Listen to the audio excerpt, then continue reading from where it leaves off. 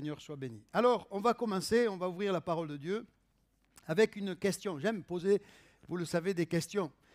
Que faites-vous lorsque vous rencontrez un sérieux problème? Un sérieux problème, pas un simple bobo, hein. Certains, dont je fais parfois partie, sont champions pour transformer une bricole en une affaire de vie ou de mort. Je vais mourir. Non, n'exagère rien. Vous savez, c'est toujours bon de regarder ailleurs et de penser pour nous, les chrétiens qui vivons en France, de penser à ce que vivent 300 millions de chrétiens de par le monde, à peu près 300, un peu plus de 300 millions, qui souffrent la persécution, qui sont littéralement et physiquement mis à mort, privés de la liberté de se rassembler, de se réunir, ou sinon, ils le font parfois au péril de leur vie. Alors, voilà, tout est relatif, bien entendu. Je vais vous dire ce que je fais quand je rencontre une épreuve, pour ne pas vous mettre mal à l'aise et pour pas qu'on puisse être déstabilisé. Personnellement, quand je vis une sérieuse épreuve, une des réactions que j'ai, première peut-être, je ne sais pas, prise de panique. Je ne sais pas vous, je parle de moi comme ça, je vous mets à l'aise. Prise de panique. On se met à appeler Pierre, Paul et Jacques pour savoir, peut-être pour se plaindre. On se replie sur soi-même quand on vit une épreuve, quand on vit quelque chose de difficile. Reconnaissons-le, parfois on s'énerve, on ne comprend pas. Et on va même parfois jusqu'à s'en prendre au Créateur. Vous savez, dans la parole de Dieu, il y a de nombreux croyants qui s'en sont pris à Dieu, qui ont contesté la volonté de Dieu, puisque nous avons un sérieux problème, nous les chrétiens, je dis ainsi, dans le sens que nous croyons que Dieu est souverain. Savez-vous ce que cela veut dire? Cela veut dire qu'il a la maîtrise de toutes choses. Cela veut dire aussi, et quelque part c'est écrit, rien n'arrive, aucun malheur n'arrive sans que Dieu ne le permette. Et nous disons en parallèle de tout cela, Dieu est amour. Alors on essaie de concilier toutes ces choses. Il est amour, il est souverain, et rien n'arrive sans sa volonté. Seigneur, il y a un souci ici. Alors, est-ce que cela signifie, quand je traverse l'épreuve, quand je traverse les difficultés, c'est que tu ne m'aimes plus? C'est que tu n'es plus le même? Non. Mais le chrétien, il est comme tous les autres êtres humains. Il lui arrive de traverser la difficulté. Et Dieu n'a jamais promis de nous mettre au large des difficultés, des problèmes, mais il nous a assuré une chose qui est précieuse, sa présence. Alors, quand on traverse une épreuve sérieuse, parfois, il nous arrive même de nous arrêter de prier. On n'a plus la force de crier à Dieu. On n'a plus la force d'invoquer son nom. Parfois parce que nous avons versé tellement de larmes. La fatigue est là, l'angoisse est là, la crainte est là, nous enveloppant.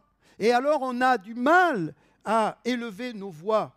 Bref, tellement de réactions normales, on pourrait dire, humaines en tout cas, mais qui ne doivent pas durer longtemps. Sinon, un plus grand danger nous guette.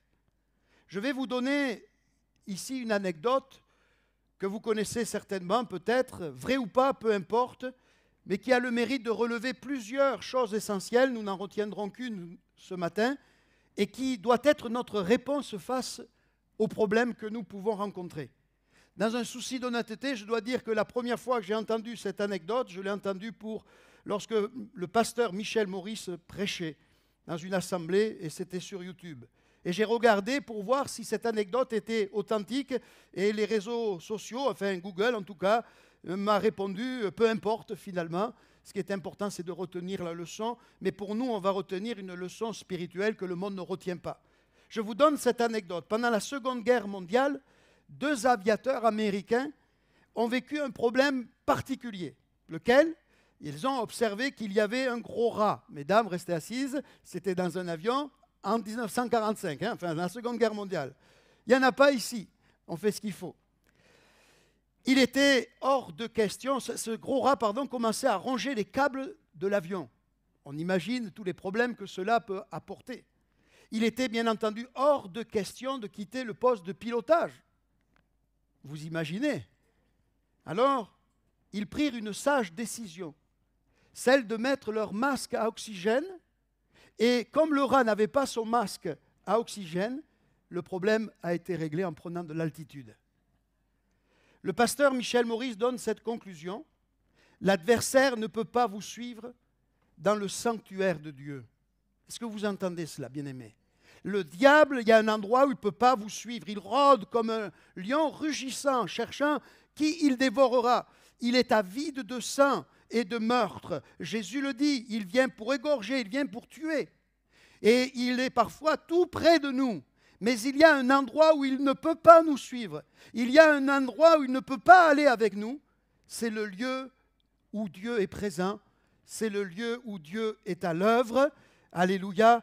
Et jusqu'à un certain moment, M. Maurice disait, il sera là pour vous pourchasser, mais il n'ira pas plus loin à partir du moment où vous apprendrez à entrer dans la présence de Dieu.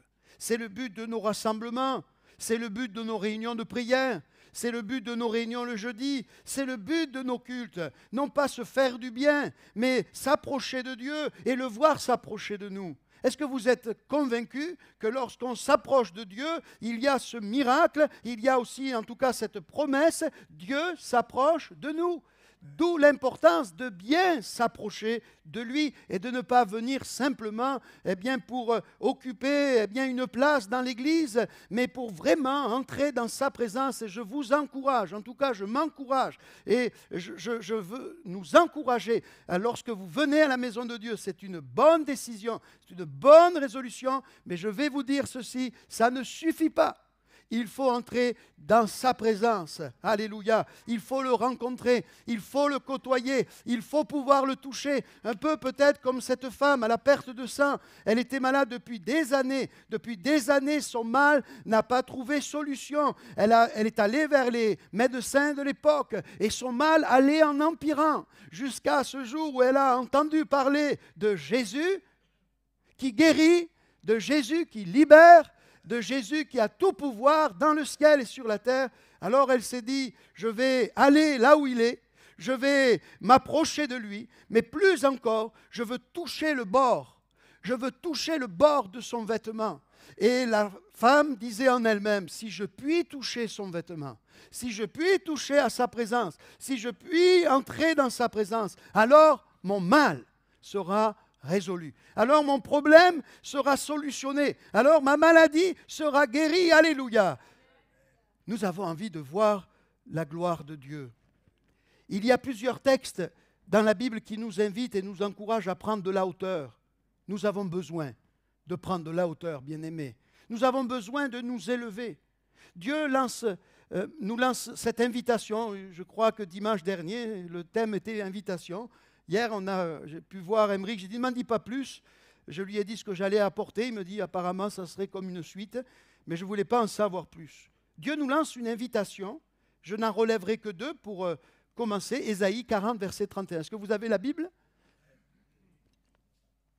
Mettez vos masques à oxygène, attachez vos ceintures. Le décollage est imminent. Destination, la gloire. Ésaïe 40, verset 31. Voilà le secret de l'Église fidèle. Voilà le secret des croyants qui veulent avancer, persévérer. Dieu dit, et il est formel, mais ceux qui se confient en l'Éternel. Qu'est-ce qui se passe? Ils renouvellent quoi? Comment va ta force? Je ne parle pas de la force physique. J'en ai beaucoup moins qu'avant. J'ai des petites douleurs qui apparaissent déjà. Mais les forces spirituelles se renouvellent. Et la Bible nous dit qu'est-ce qu'ils font ces croyants quand ils se confient dans l'Éternel? Ils prennent leur vol. On veut voler ce matin. Comme les aigles, ils courent. Alors moi je fais du vélo. Et ne se lassent pas. Ils marchent et ne se fatiguent pas. Voici ce que dit le Seigneur. Je lis le verset qui précède. Il ne s'affichera pas. La Bible parle des adolescents. Y a-t-il des adolescents ce matin? J'en vois une qui baille. C'est pour toi. Écoute. Pardon, c'est comme ça. Les adolescents se fatiguent et se lassent. Oh, lundi, c'est l'école. Oh. Les jeunes hommes chancellent, mais ceux qui se confient à l'Éternel renouvellent leur force et prennent leur vol comme les aigles. une invitation à prendre de la hauteur. Dans le Nouveau Testament, Paul dira peu ou prou la même chose. Colossiens 3, verset 1 à 3, disant et quand même posant une question, une condition en tout cas. Si donc vous êtes ressuscité en Christ, est-ce que vous êtes ressuscité en Christ? Est-ce que vous êtes né de nouveau? Est-ce qu'il y a eu un jour où vous avez donné votre cœur au Seigneur? Un jour où il y a eu un avant et un après? Un jour où vous avez fait un demi-tour, vous étiez perdu, vous étiez loin de Dieu, même peut-être étant né dans un foyer chrétien, mais ce n'est pas parce que je suis né dans un foyer chrétien que je suis sauvé. Il y a un jour, un moment où Dieu doit intervenir dans nos vies, où son sang doit pouvoir avoir accès à notre cœur pour les laver, pour les purifier, un moment où l'Esprit de Dieu doit pouvoir avoir accès à nos cœurs pour les transformer et les libérer. Ça s'appelle la conversion, la nouvelle naissance. Et la Bible me dit, si tu es ressuscité avec Christ, alors voilà ton cahier de mission, cherchez les choses d'en haut, où Christ est assis à la droite de Dieu. Attachez-vous aux choses d'en haut et non à celles qui sont sur la terre, car vous êtes morts et votre vie est cachée avec Christ en Dieu. Amen. Si tu es ressuscité, cherche les choses d'en haut. Quand je vis l'épreuve, la difficulté, c'est ce que je dois faire. M'élever jusque dans sa présence. Et si je n'ai pas la force, comme je l'ai dit, ça nous arrive, mais ça ne doit pas durer. Je demande au Seigneur, et je l'ai vécu tout récemment, de dire, Seigneur, fais-moi grâce. Et je vais vous donner un secret, c'est qu'il le fait. Alléluia. Et il y a un moment où il renouvelle, il y a un moment où il requinque le bonhomme, alléluia, la bonne femme. Il y a un moment où il donne eh bien, des forces, que Dieu soit béni. C'est d'ailleurs le but recherché derrière ces mois de culte off. En mai, on ira encore plus loin avec un programme de réunion supplémentaire, des temps de jeûne et prière. On n'a pas voulu au mois d'avril parce qu'on savait que ça allait être grévé par les vacances. Et d'ailleurs, certains sont absents, j'imagine, pour cause de vacances. Dimanche dernier, je n'étais pas là pour cause de vacances. Je l'ai expliqué tout à l'heure. Et donc, au mois de mai, on va réfléchir à tout un programme vraiment où on veut chercher Dieu, on veut se tenir devant Dieu, ou en un mot, on veut s'élever dans la présence de Dieu. L'Église de Jésus-Christ est invincible à la condition où elle apprend à se cacher en Christ par la prière, par la louange et la foi. C'est important, ces moments. C'est important de louer Dieu. Je vous ai dit tout à l'heure, dans le cadre de la louange, peut-être que les anges s'encouragent. Je n'ai pas osé dire ce que j'avais à l'esprit. J'ai des fois des pensées un peu bizarres, mais je m'imagine le ciel et peut-être, vous savez, l'ange Gabriel parlant à l'archange Michel et peut-être l'archange Michel voyant l'ange Gabriel, n'entrant pas dans la louange. Je ne sais pas si cela est possible. Hein? Je suppute, j'imagine, je suis imaginatif. Hein? Ce n'est pas un péché, d'accord? Et vous allez comprendre l'application. Et l'ange Gabriel est triste parce que tout ce qui se passe sur la terre, parce que tout ce qui se passe dans ce monde, et il n'a pas la force de louer. J'imagine l'archange Michel, dire à l'ange Gabriel, tu n'as pas le droit, tu dois toi aussi te joindre à nos voix pour adorer le roi, pour célébrer le roi. Voilà l'image que j'avais, et de dire à chacun ce matin, tu n'as pas le droit, je n'ai pas le droit de ne pas louer, de ne pas adorer le Seigneur, le roi de gloire. Je dois le célébrer. Il y a quelqu'un qui est d'accord avec cela, rassurez-moi, qu'il dise Amen. Ce mardi soir, avant la réunion de prière à laquelle j'ai assisté, tout en étant loin de vous, par Zoom, hein, rien de mystérieux, j'ai envoyé un verset à Emeric. Et je voudrais vous lire une partie de ce verset. Il y a le verset qui va s'afficher, mais juste une partie. Et nous lirons la suite après. 1 Roi 8, verset 10. La nuée remplit la maison de l'Éternel. Magnifique. Témoignage de ce que Dieu est en train de faire parmi son peuple. Il n'y a rien de plus grand, il n'y a rien de plus cher, de plus précieux que de savoir que la nuée est parmi nous. Connaissez-vous cette nuée? En avez-vous entendu parler? Que représente-t-elle? Nous allons essayer de répondre à ces questions. La première fois que nous trouvons trace de la nuée, tu peux mettre le point d'après. La première fois que nous trouvons trace de la nuée dans la Bible, c'est avec l'apparition de Moïse. Mais plus précisément, c'est au moment de Pâques, après Pâques en réalité. Le jour même où Israël se met en destination du pays de la promesse. À partir du moment où il va connaître la libération de plus de 400 ans de brimade, d'esclavage, d'humiliation, de privation de liberté. C'est à ce moment précis, un moment où Israël, tout le peuple des Hébreux, sort d'Égypte sous la conduite de Moïse, que la nuée va apparaître pour donner à Israël une direction, une orientation, une destination. C'est de cela dont nous avons besoin. Alors on va lire Exode 13, verset 21. L'Éternel, écoutez ce texte, c'est formidable, allait devant le jour dans une colonne de nuée. Pourquoi? Pour les guider dans leur chemin, et la nuit dans une colonne de feu pour les éclairer, afin qu'ils marchent jour et nuit. Amen. Il y a d'autres textes qui nous apprennent, la colonne était devant, la colonne était derrière. Mais le texte ici nous dit, elle était devant pour guider Israël dans son chemin. Il y a quelque chose de fou quand vous lisez le livre de l'Exode, c'est que Moïse va être convié par Dieu à libérer Israël par la puissance de Dieu.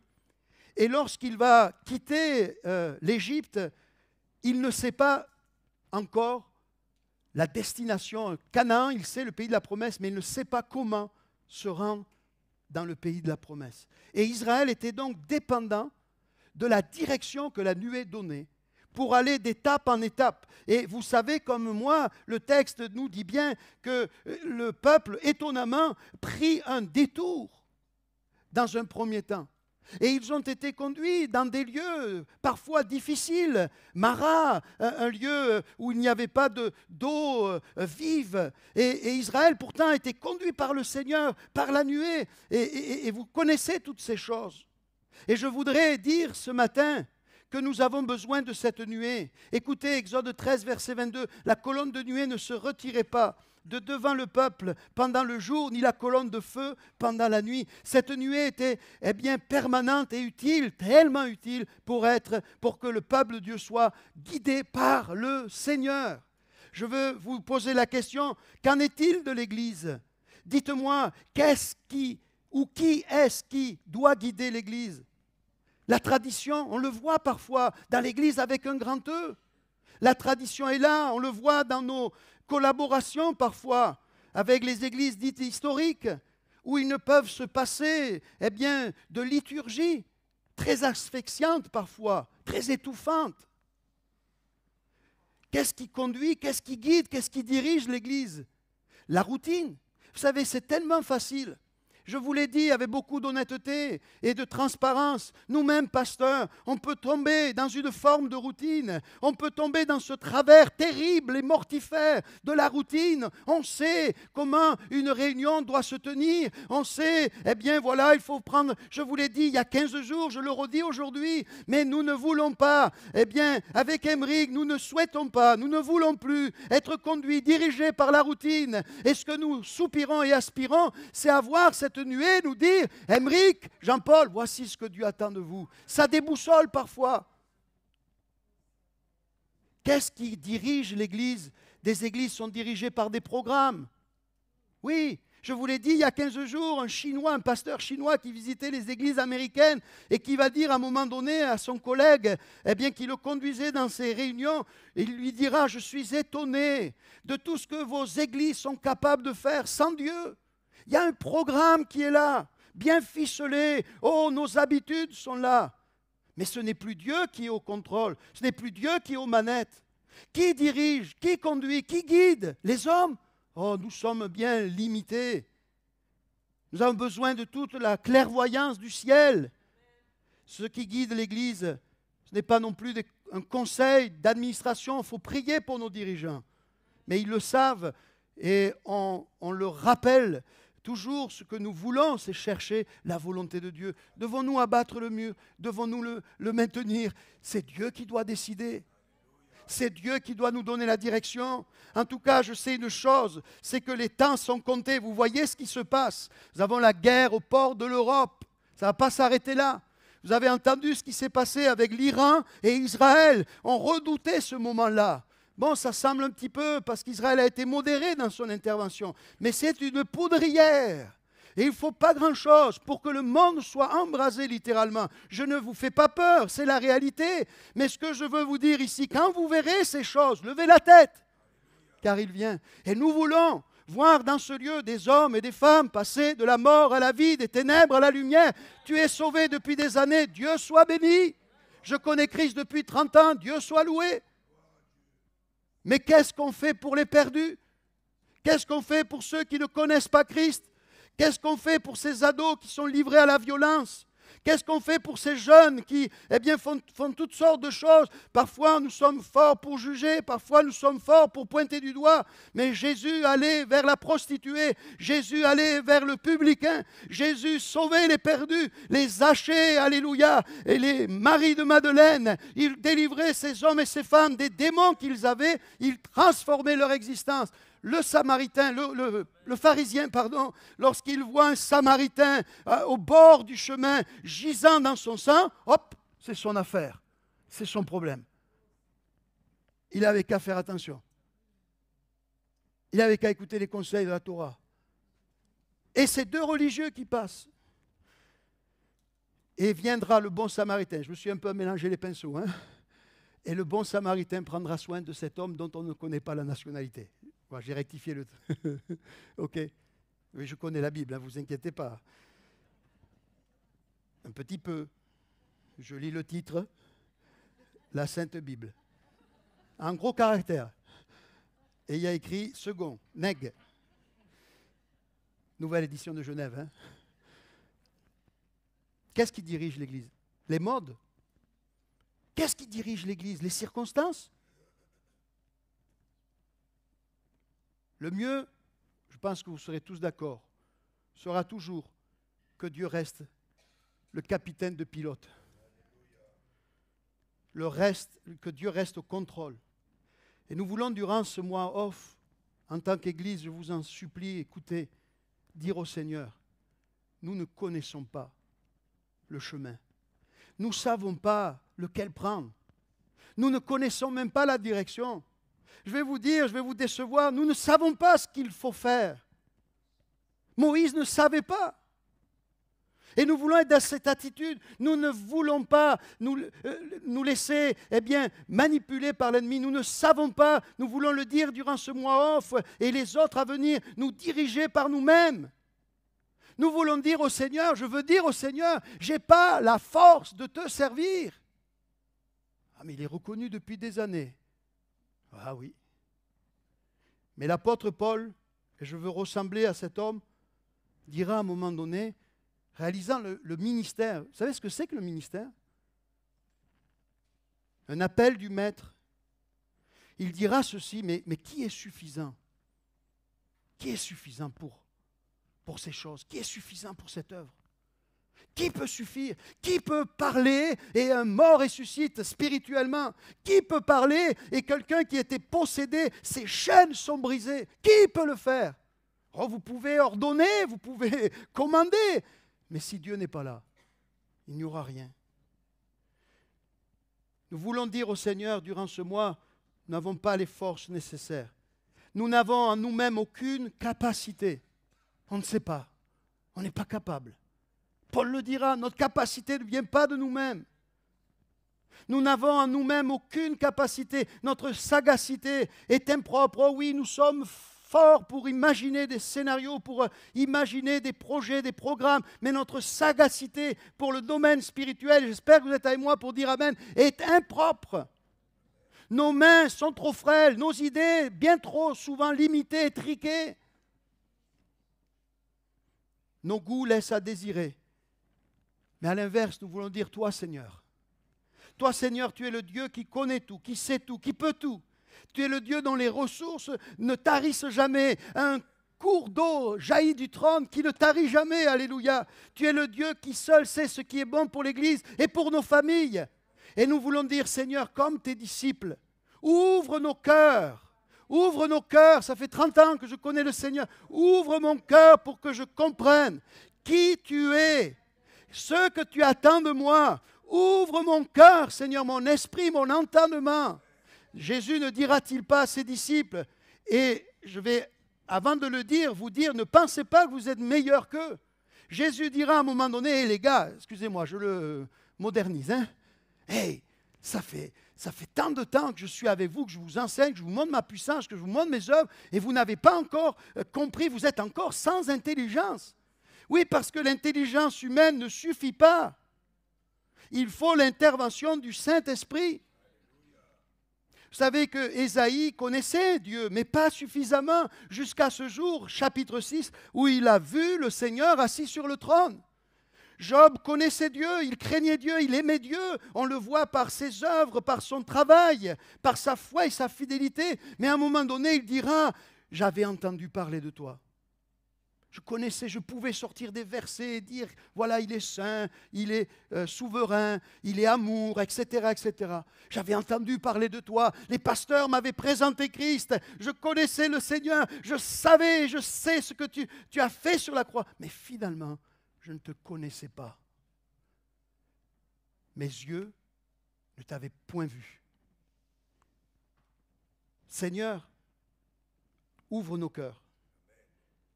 Élargis notre cœur pour que nous voyions le monde non pas comme CNews ou BFM ou les autres le voient, mais comme toi, Seigneur, tu le vois. Puis-je aller jusqu'à dire, puisqu'il a été question d'Israël, donne-nous de voir Israël, non pas comme les politiques le voient, mais comme toi, tu le vois. Un jour, il répandra un esprit de grâce et de supplication, non pas à Alès, c'est possible dans l'Église, hein? Mais le texte biblique nous dit en Israël, et ils verront celui qu'ils ont percé. Seigneur, j'ai envie de demander, je suis tellement aride et Seigneur, augmente ma compassion. Apprends-moi à pleurer sur la vie de ceux qui meurent sans toi. Seigneur, il y a tant d'hommes et de femmes qui ne te connaissent pas encore. Je ne veux pas pleurer sur moi. Vous savez ce que Jésus dira aux femmes? Ne pleurez pas sur moi. Pleurez sur vous. Il y a tellement d'hommes et de femmes. Et dans le livre de Jérémie, je crois, la Lamentation, pleurez sur les enfants qui meurent dans les coins des rues. Il y a une époque qu'on appelle les réveils religieux. C'est un gros bouquin d'un homme de Dieu remarquable, Charles Finet, je vais y arriver. J'avais Spurgeon à l'esprit, ça ne voulait pas venir Finet. Il y a une époque au 19e siècle, 18e, 19e, où il y a vraiment une visitation de l'esprit. Et dans les réunions de prière, les croyants pleuraient. Pleurer pour le salut des âmes.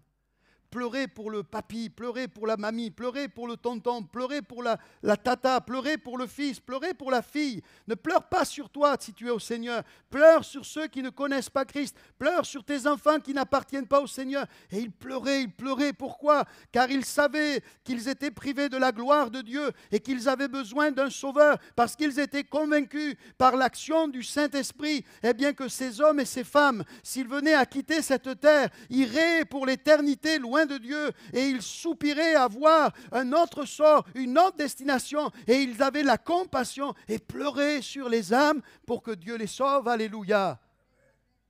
Amen. Que Dieu nous aide. Durant ce mois, nous voulons dire Seigneur, viens à notre secours.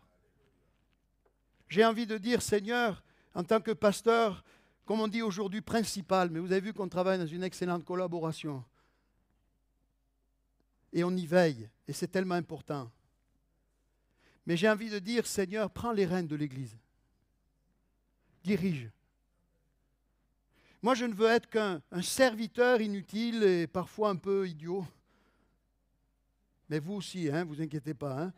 Vous vous rappelez le message d'Emeric, l'annon, hein? On est tous des annons, hein? Sauvés par grâce, hein? Aimés par grâce. Alléluia. Et précieux par grâce. Et de dire, Seigneur, moi, je veux être ce petit annon que tu vas utiliser. Alléluia. Et la louange et la gloire qui montaient des Hébreux qui étaient nombreux présents à Jérusalem, ce n'était pas pour l'annon. Hein. Parfois, on peut se tromper de dire, ils ont remarqué mon talent. Hein. Ils ont vu que j'étais bien capable, et le plus grand dans l'Église, le plus fort. Non, c'était pour Jésus. Hein. Alléluia. Et c'est à lui que nous voulons apporter la gloire. Nous voulons dire, Seigneur, pour nos vies personnelles, prends les rênes de nos vies. Prends les rênes. Pour nos familles, prends les rênes, Seigneur. On ne sait pas. Prends les rênes. Tu vis des problèmes familiaux parce que tu n'as pas donné à Jésus les rênes de ta famille. Tu diriges selon tes conceptions, tu diriges selon tes sentiments perdus, pervers, et retors. Tu as besoin de te laisser transformer par le roi pour voir la situation changer. Ceux qui travaillent, voulez-vous dire, prends les rênes de mon travail, Seigneur. Alléluia. Prends les rênes. Pour ceux qui sont en études, est-ce que vous voulez dire, les jeunes, prends les rênes de mes études. Je ne sais pas quoi faire comme études, je ne sais pas quel travail choisir. Alors comme quelqu'un me le disait, apparemment, Fred vous le disait souvent, choisis un bon métier, un métier que tu vas apprécier parce que tu vas devoir travailler pendant 45 ans. Hein, jusqu'à tes 70 ans. Imagine la perspective, waouh. Le monde a des projets pour vous. Hein.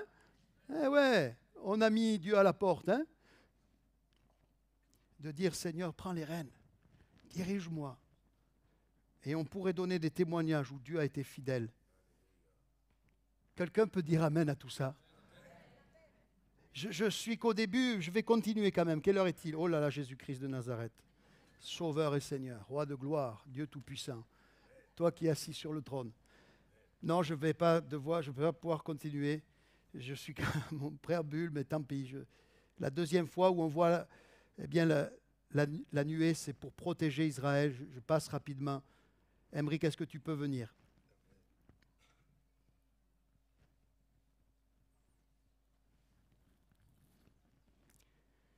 Un roi 8, 10 nous dit, j'avais dit qu'on le lirait entièrement, au moment où les sacrificateurs sortirent du lieu saint, la nuée remplit la maison de l'Éternel.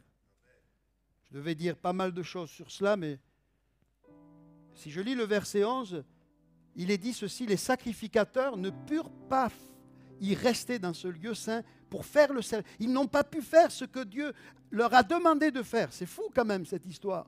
Ils n'ont pas pu, pourquoi? Parce qu'ils ont été en péché. À cause de qui? À cause de quoi? À cause de la nuée. Car la gloire de l'Éternel remplissait la maison de l'Éternel. Est-ce qu'on peut se lever, frères et sœurs? Les sacrificateurs ont été empêchés de faire le service, car la gloire de l'Éternel remplissait la nuée. Frappante image de ceux qui ne pouvaient être obtenus, même sous le régime le plus glorieux de la loi, la présence de Dieu excluait les sacrifices et les sacrificateurs, tellement insuffisants, parce que Christ seul est l'accomplissement de toute la loi. Mais aussi, message puissant pour chacun de nous, de l'insuffisance des œuvres de la loi, et qu'elles resteront toujours insuffisantes. Et nous aurons besoin pour accomplir le service divin, nous aurons besoin toujours et constamment de la gloire de Dieu, de la nuée de l'Éternel. Les sacrificateurs n'ont pas pu faire ce que Dieu appelait à faire, parce qu'il y a des choses que Dieu seul doit faire et peut faire. Parce qu'il y a des choses que tu ne peux pas faire, que tu ne dois pas faire, que tu ne dois pas chercher à faire. Il y a des choses en tant que pasteur. J'ai entendu tout récemment le Seigneur me dire par un don spirituel, abandonne ton fardeau aux pieds du Maître. Laisse-le agir. Et je veux dire, Seigneur, tu agis tellement mieux que moi. Seigneur, nous voulons déposer à tes pieds, alléluia, et te laisser nous diriger, nous conduire. Et lorsque la nuée est là, la gloire de Dieu est là, alors nous sommes conduits, nous sommes protégés, nous sommes bénis. Il y a un miracle qui vient. La manne, l'écaille, c'est un point qu'on aurait dû voir.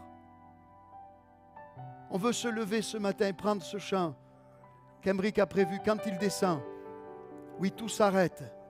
Il y a transfert entre ciel, la nuée, et terre, l'Église, les croyants. Je vous en supplie, bien-aimés, approchez-vous de Dieu ce matin. Répandez vos cœurs. Tu n'as pas le droit.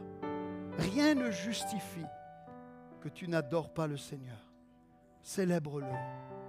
Et tu verras les choses plus clairement. Alléluia.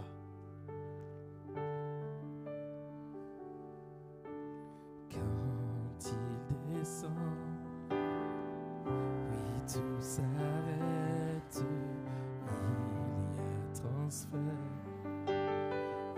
entre ciel et terre.